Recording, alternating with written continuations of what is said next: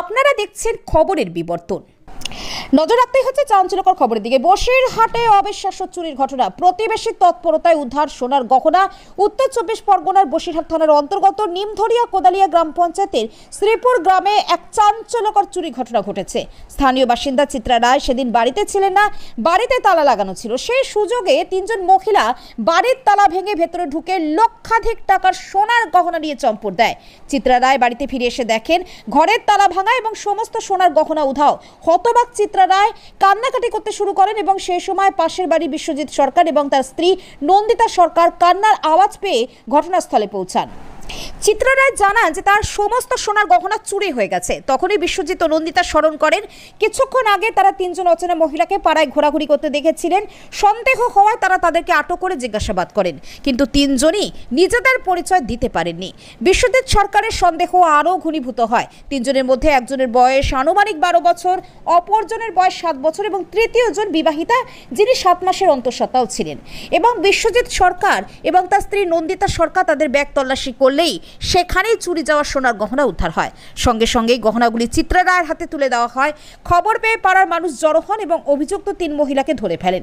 ক্ষুব্ধ জনতা তাদেরকে মারধরও করে এবং বসিরহাট থানার পুলিশের হাতে তাদেরকে তুলে দেয়। বাসিন্দাদের অনুমান এই 3 জন চোর অবৈধ রোহিঙ্গা। পুরো ঘটনায় এলাকায় ব্যাপক চাঞ্চল্যের সৃষ্টি হয়েছে। দেখুন সেই দৃশ্য।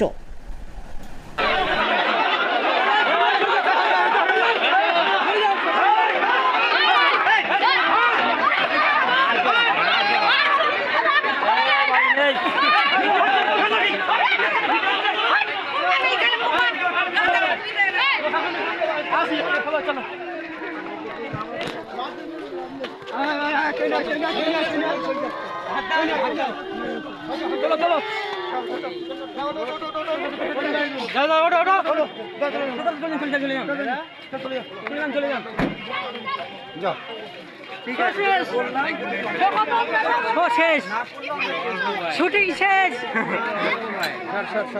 শুটিং শেষ।